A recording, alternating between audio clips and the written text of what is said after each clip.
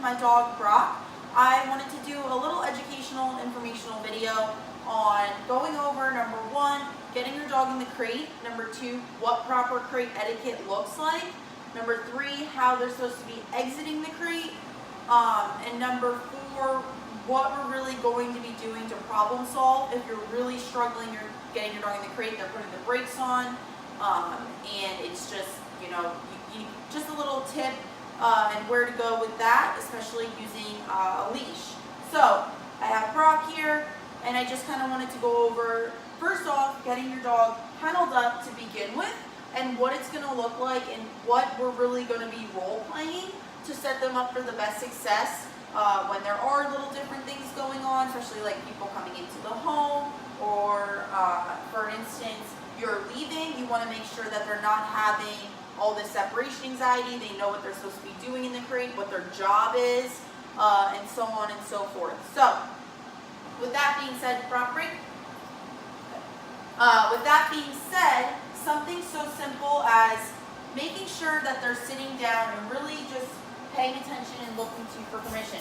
I don't want to start the process with them just running into the crate and not really like understanding what's going on. They're just jumping the gun. It starts to become a mess where they're just going through the motions. They're not really thinking about what they're supposed to be doing. So for instance, here I go, Brock, kennel up, down.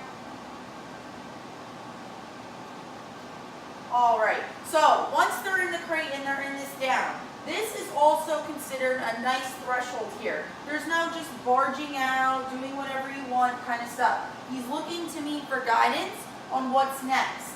So with that being said, he's in the crate. It's an easy dog to get in the crate. We ask for a down, he goes into a down. This is best case scenario. We lock the crate up.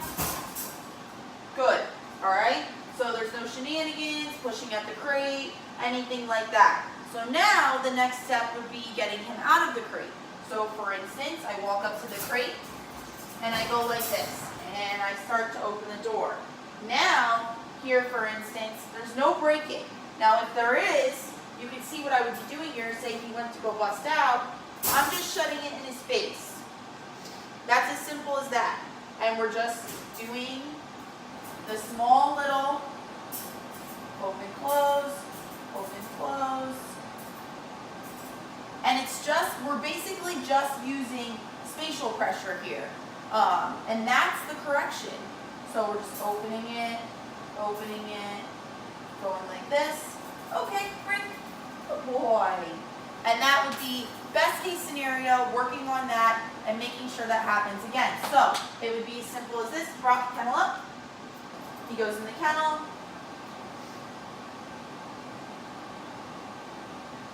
Takes his good old time. Close the front kennel door. That's all he's supposed to be doing in the kennel. No horsing around, any of that stuff. It's just in a down. We go to get him out. And we're just doing the opening, closing, looks at me, okay, break. And then he's able to come out. So that's best case scenario. So now, if people are really struggling with getting their dog into a down, for instance, you're going to be then luring in, luring them in. If you have an e-collar and they know an e-collar down, great. If you have a prong collar and they know a prong collar down. You could do a prong collar down. You could use levy of your foot. Not everyone wants to put their hand, especially if their dog can get mouthy right there, and just ask for a down. Once they're in a down, again, the same thing applies, the same rules. You want to be able to step back, make sure they're not just jumping the gun. Okay, break. Good job. And all that good stuff. So that's best case scenario. So now, and like a little bit of troubleshooting if you're struggling with your dog staying into a down. Now, if they keep popping up every time you're closing the door, because that's also something a lot of dogs struggle with, all you're going to do there is just either correct on the e-collar, so say, no, just a little whisper, and let them go back down. If you have to give a reminder saying down, go ahead. And then, or another thing would be opening the door, giving a little levy with the foot. So again, it's just down. And they go like that, and that's it. So, and then you would close the crate door. So this is something I would spend like, right away. That's the first thing I do with dogs. I want them to have proper crate etiquette and just be really calm in the crate. This is a space that they're going to be spending a lot of time in and really watching a lot of distractions go by, and I want them to be calm, cool, and collected while doing so. So now, for instance, you have a dog that is putting on the brakes and it's like a complete disaster to get them into this space. So, for instance, what you would be doing there, I would get either a 10-foot leash, sometimes a 6-foot leash is more than enough. I would string it through.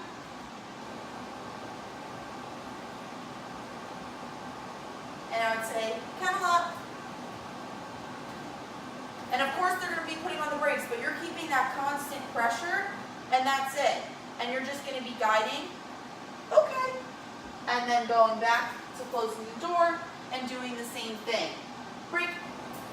Now, for instance, you have a dog that's really struggling with doing this.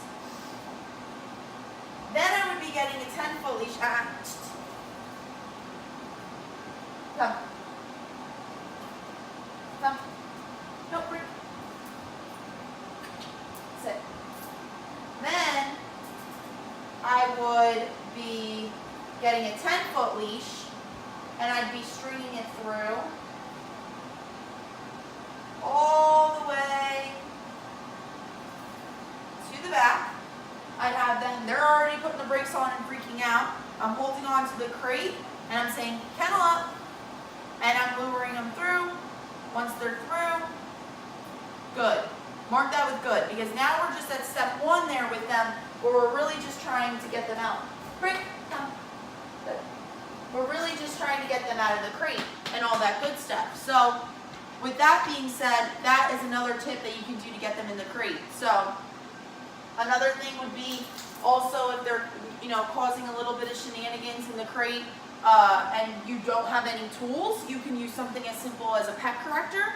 You can use something as simple as a bonker, which is a rolled up towel, 2 rubber bands or 2 hair ties on either end. Rattle the cage, no. Will you do no? Correction. And it's something as simple as that. And then you would go from there. So you have to correct the nonsense in the crate. That's the only way you're going to stop the nonsense. So again, with barking, anything like that, correction. Go over, you have the leash hanging out, give a little prong pop, pet corrector, e-collar, bark collar, bonker, anything of the sorts. Even the little tap to the crate where it's enough, a little kick to the top, whatever, to the crate to rattle the cage a little bit. So just wanted to go over proper crate etiquette and what it's supposed to be looking like. And again, drop kennel up. He goes in, takes his good old time. All right, closing the door, opening the door. I should be able to stand back here and him still be in there. So when I want him to come out, rock break, good. And that's what it looks like. He's waiting for the command. I'm able to walk away. It's a space where this is permission-based to come out of here. It's one of those things where, sit. It's one of those things where this is where we start with the whole asking for permission, stopping at the doorways, looking to me for guidance. The whole leadership roles start right here with this crate, which is really, really cool. And then it starts with coming out nice and calm, not letting the Tasmanian devil out of the crate. I'd really start this protocol with a leash on. So you have full control of your dog, they come out of the crate and they're nice and calm. So this guy, for instance, did not come to me calm, and if anyone knows his background and stuff like that, it was a long process with him also from the start of getting him, and just from the get-go, and had all those same, issues and tendencies, but even probably worse than most that come for board and trains or private lessons or anything like that. At facilities or private lessons with me or anything like that. Just because, this is the start. It doesn't change for any dog. This is where I start. I correct the nonsense in here. We come out calmly. And you know, this is something we do every single day. It's a part of our routine. Of course, now I don't have a leash on him where it's needed, just because we're so used to it. It's such a routine thing in our life. Like, there's just that leadership role for me, and that respect and structure and accountability that he understands, and it just works that way. So yes, he's not like, a lot of people be like, oh, he's so shut down, zombie-like, blah, blah, blah. No, this is calm. This is what I want. And a lot of people, they come to me because they want calm dogs, dogs that are just here to hang out and be good dogs. And when people come over and be good dogs, so he's able to be every day in my lifestyle because of his calm demeanor we've worked on from the start. So thanks so much, guys. Thanks for listening. This is just a little bit of a start where you guys can start, and so on and so forth. Thanks so much, guys, and have a good day.